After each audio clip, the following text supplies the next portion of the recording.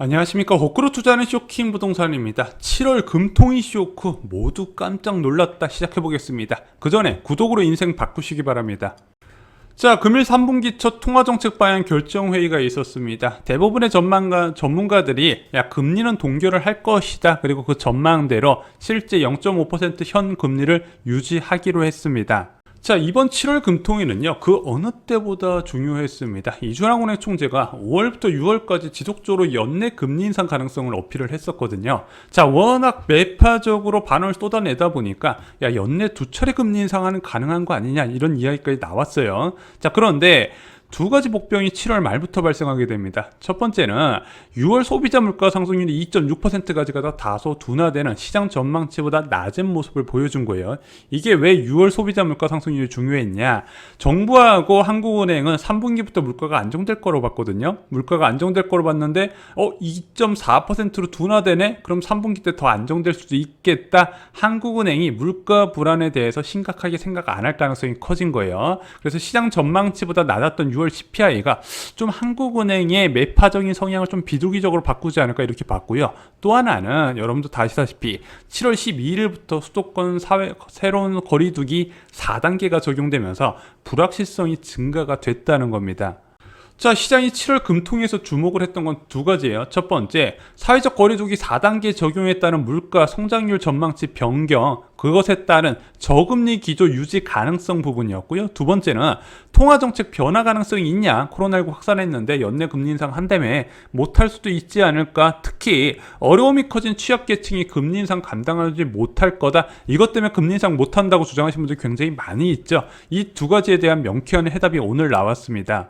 자, 결론부터 말씀드리면요, 한국은행은 코로나19 확진자 수 증가에 따른 방역 조치가 현재 한국 경제 성장세에 큰 영향을 주지 않는다고 판단을 했습니다. 일부 대면 서비스 업종의 침체가 예상되나 기존 성장률 전망치 4%는 달성 가능할 거로 봤어요.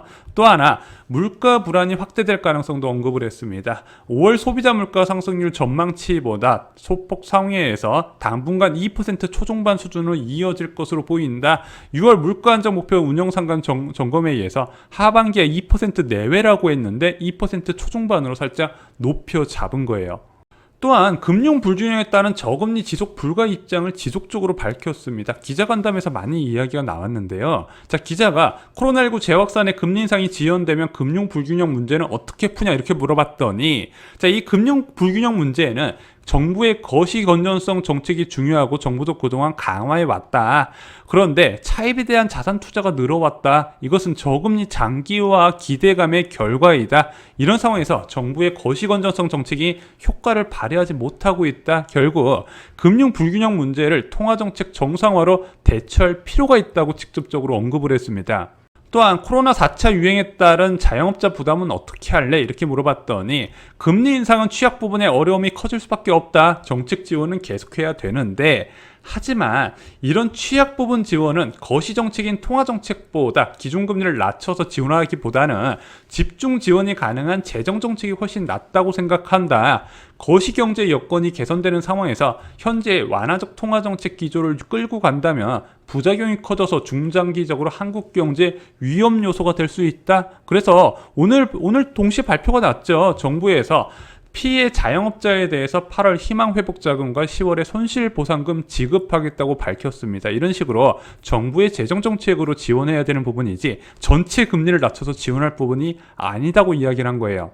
자, 주택시장 상황에 대한 언급도 있었습니다. 국토부 장관이 집값 고점론을 제기했는데 동의하냐? 지금 국토부 장관뿐만 아니라 금융위원장, 기획재정부 모두 다 동의를 하고 있는 부분이거든요. 자, 이주환 총재는 어떻게 이야기를 했냐? 주택가격 상승 기대감이 높아지면서 상승세가 지속되고 있다. 자, 우리도 나름 평가를 해봤는데 상당히 높게 고평가되어 있다. PIR, 소득 대비 주택가격 비율이 수도권은 타국가 대비 상당히 높은 수준이다. 이거 이외에 임대료 기준 또는 장기 평균치와 비교해봐도 고점 과열된 게 맞다. 그리고 이주환 총재가 특히 강조했던 부분이, 자, 전 세계적으로 저금리를 지속하기 때문에 자산 가격이 오르는 건 다 똑같은데 대한민국은 유난히 부채 증가세도 크게 동반하고 있다.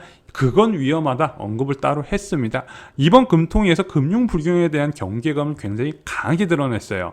자, 그리고 결정적인 부분은요. 자, 기자가 물어봤습니다. 이번 통화정책 방향문에서는 당분간 통화정책 완화 기조를 유지하겠다는 표현이 빠졌다. 당분간이라는 표현이 빠진 이유는 무엇이냐 이렇게 물어봤더니 이준왕 총재가 5월 기자간담회에서 모두 발언에 당분간이라는 표현을 쓴 거 맞다. 그런데 최근 경기 회복세, 물가 오름세 확대, 금융 불균형 누적 등을 종합적으로 고려하며 다음 회의는 현재 통화정책이 적절한지는 논의할 때가 됐다. 이것으로 시장에서는 8월 금리 인상 가능성을 제기를 했습니다.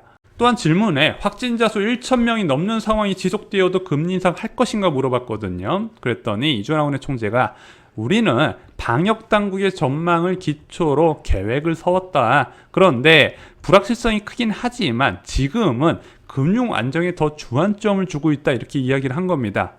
자, 금일 통화정책 방향 결정회의 이후 기자간담회 내용을 정리해보잖아요. 굉장히 매파적으로 나왔다는 거 여러분도 잘 아실 겁니다. 그래서 금통이 쇼크란 표현을 한 언론사도 있었어요. 자, 이준왕 총재는 현재 경기 회복세, 물가, 금융 불균형 이 세 가지 지표 모두 현재 완화적 통화 정책을 유지하는데 부정적인 신호를 보내고 있다. 다음 회의에서는 현재의 통화 정책 전환에 대해서 논의가 될 것이다.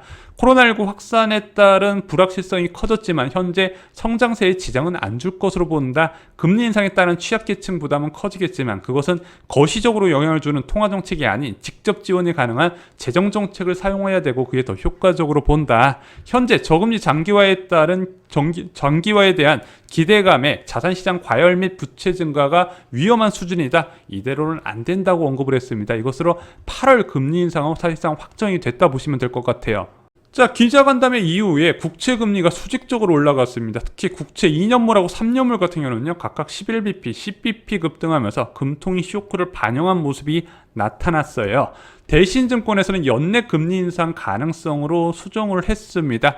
8월과 4분기에 추가, 그래서 두 차례 금리 인상이 가능할 거라고 봤습니다. 자, 얼마 전까지만 해도 거리두기 4단계 격상에 따라서 금리 인상 못하거나 아니면은 소폭할 거라고 했는데 금통위 이후에 완전히 180도 전망이 바뀐 겁니다.